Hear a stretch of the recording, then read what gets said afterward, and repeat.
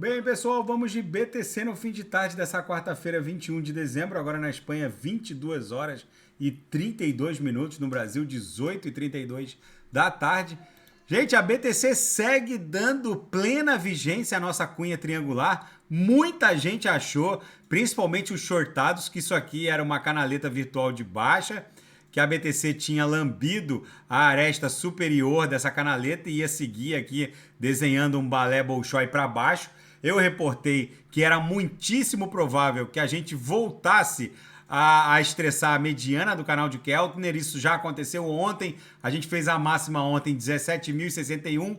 Hoje, a gente reverteu o candle vendedor que estava numa sequência de candles vendedores desde 15 de dezembro. Revertemos o candle vendedor e agora a gente está em busca da superação da mediana do canal de Keltner. Conseguimos já superar a base da nuvem na projeção em 16.600, ou seja, a primeira tentativa de superar a mediana falhou ontem, mas a partir da segunda, terceira tentativa, normalmente o ativo consegue atingir a sua faixa de justiça do preço. Aí a gente vai partir para dentro da nuvem, cuja primeira tentativa de incursão falhou, que foi o pump de 14 de dezembro. A gente chegou a botar um pavio aqui que quase alcançou a linha superior da nuvem, bateu na aresta superior da nossa cunha, voltou para estressar a base da cunha e agora a gente provavelmente vai voltar a estressar a aresta superior dessa cunha, que está se confundindo com a linha superior do canal de Keltner e com o próprio centro gravitacional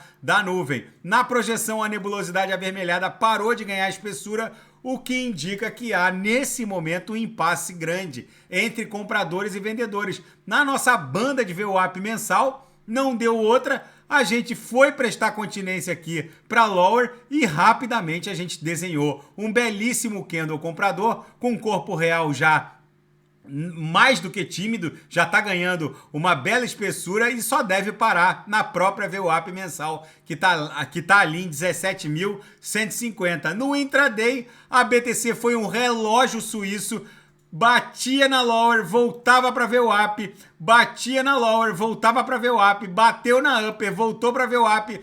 Todos os sinais ofertados fecharam rapidamente hoje na sala de sinais. A gente ofertou os sinais aqui, ó. E aí ela foi pra galera, bateu na upper e foi lucro no bolso dos assinantes.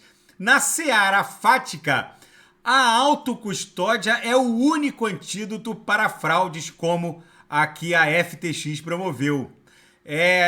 Eu aviso aqui no canal, reporto diuturnamente que as rampas de acesso à autocustódia de BTC, de Bitcoin, vão se fechando com o tempo.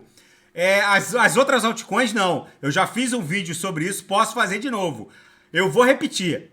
As rampas de acesso à autocustódia da BTC vão se fechando com o tempo. Inclusive tem uma proposta, um projeto de lei da senadora Elizabeth Warren por Massachusetts. Essa senadora, ela quer criminalizar a autocustódia de BTC.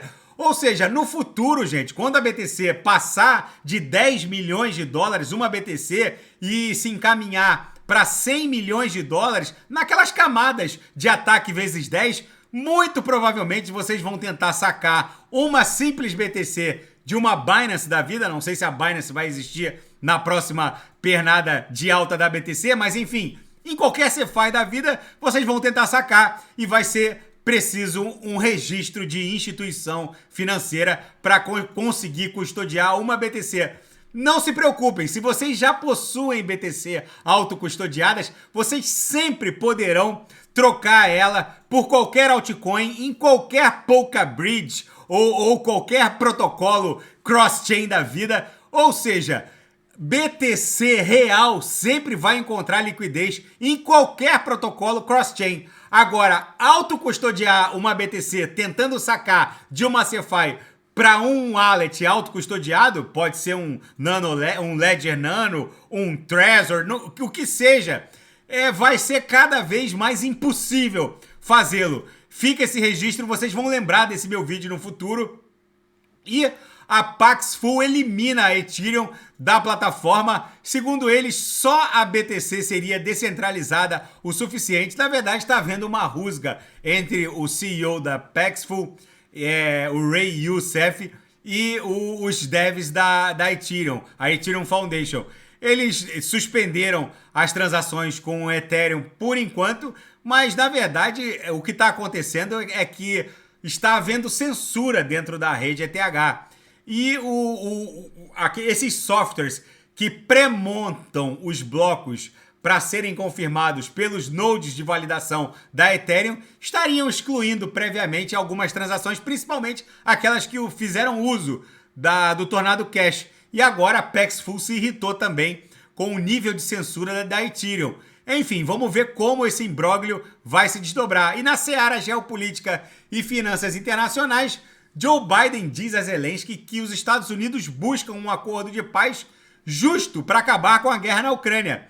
O fato é que o justo para os Estados Unidos e para a Ucrânia não é exatamente o justo para o Kremlin e para o Vladimir Putin. Vamos ver como isso vai se desdobrar. E Rússia e Irã estão construindo uma rota comercial que desafia as sanções ocidentais. Ambas as nações estão investindo mais de 20 bilhões de dólares para facilitar a passagem de mercadorias através de hidrovias e ferrovias. Enfim, gente, essa sanção ocidental contra a Rússia está criando um mega bloco, não só militar, mas também econômico, eurasiano, que envolve Rússia, Irã, China e Índia, até a Arábia Saudita. Esses países estão comprando ouro igual uns três loucados.